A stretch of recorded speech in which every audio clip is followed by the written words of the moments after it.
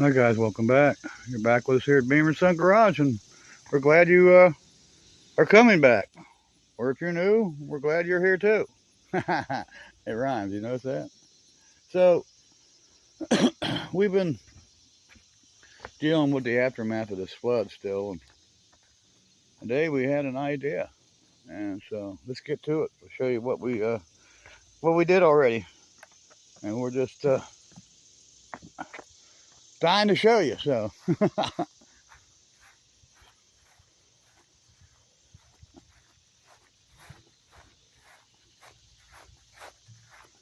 Our 99 Toyota Corolla that we just love our free car so much around here. Well, I got to get this cherry picker off there. Get them two motors put in the motor van. There's a 383 that belonged to my brother.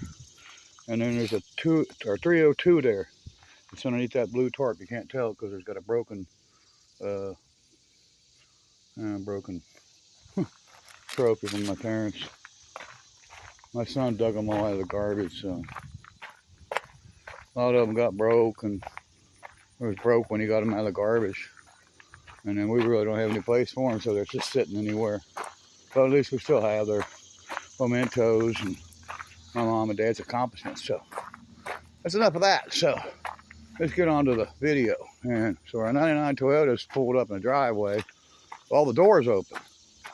And well, you know, we're back to the floods crisis. So we remembered an old trick that we learned. And we took a razor knife. Actually, it's a carpet knife. And we cut the front floorboard carpet out. And of course, it does have a padding on it. And it's wet too. So just cut that out of the car. Boom. Got rid of it. Got these floor mats out. I don't think I'm going to put them back in the car. I'm going to probably, they still got a smell to them. And so here it is. Here's the knife we use. Now be careful when you use something like this. This is a tri-state flooring knife. So that blade is razor sharp at either end of it. Top side here or the bottom side down there. So that thing is, I mean, if you hit yourself with it, you're going to be cut to the bone. So don't, you know, don't use something like that. You know, maybe use another kind of knife. Be careful. That's all I can tell you. Be careful. You're at your own risk. So we cut the carpet out. We got lucky we didn't cut any wires because Toyota encased all their wiring in a plastic harness. So, yeah, unlike the Bonneville and the Grand Prix when we cut carpets out of it, because they kept getting wet, wasn't from floods. But yeah, so there you go. So the only thing we got to do is put this pad back on, which we'll do, but we got to kneel down. So, hey, a knee pad over here. Put that down, and you put the knee right in it. Yeah. And this little pad right here is to rest your foot.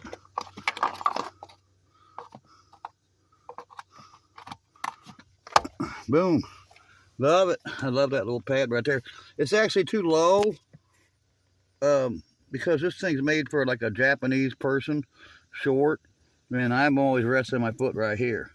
But, you know, that's me. So, and then, of course, the console is so low that it's not really feasible for an American. So I always put like a cardboard box or something something to space that up. Because, you know, if you're trying to put your elbow on that, you're leaning over to get your elbow on that because it's just so low. A couple little things, you know. When you buy a Toyota, you got to remember these things are made for Japanese people. So hopefully this thing will start to smell a little better. And it's smelling better already. And that's a win. That's a win for us. So be careful cutting it out. Careful what you use. Be careful what you do. I mean, how you cut it out, you know, by meaning what you do, how you do it. You know, don't cut towards you, you know. Always cut away from you. Never have your other hand near where you're cutting. So we got the little Toyota drying out the rest of the way, and hopefully they'll take care of most of the smell. If it doesn't, we got Grove Street OG. I'm sorry you guys don't have him, but you know, you could. He's a great guy, personal friend of mine, probably the best detailer this side of the Mississippi. This side of the Cincinnati, Ohio River. There we go. I had to say Mississippi. But good friend, great detailer. I mean, he's very knowledgeable on what to use and how to get the smell out of certain vehicles. There was one that was a challenging one. It was a BMW we had at Eastgate Auto that me and him worked at, and I was the head mechanic and was the head detailer and head body man and head salesman and manager. I did it all. I got, the opportunity to hire people around me in that position. So I went for Grove Street. Yeah, I went and got the best. And plus he's my buddy too. Besides just, he's a great, worker. He's a great, detailer. He's a great guy all around. He's my buddy. Been my friend for years and years and years and years. And when I had that wreck, guys, he was right there. He went to the hospital with me. He was there, giving me support, all the way through. He even went into the operating room with me. I mean, he was right there when they told me I had a mass on the brain. And I'm sure he was probably sitting there thinking, what's Beam going to do? As he calls me Beam, B-E-A-M, Beam. He calls me Beam. He's like, what's Beam going to do now? Of course, down deep, he knew. He knew what Beam was going to do. And I told him, they said, well, you got a mass on the brain, so where do you want you to spend the night? I said, well, I had this when I came in. Doctor said, yeah. I said, okay. I walked in on my own power, and I'm going to walk out on my own power. I walked in with a mass on my brain. I'm going to walk out with a mass on my brain. And I looked at my friend, and he had a smile on his face. He was grinning. He knew, that I didn't want to spend any more time around them people poking me and probing me and sticking me with needles and, taking blood and doing whatever they wanted to do to you without asking your permission, When they said they were going to, put an IV in me for some, liquids, for some fluids, I was okay, But then they started pulling out blood. I'm like, wait a minute. And I got a bill in the mail, $100 for pulling out 4 vials of blood.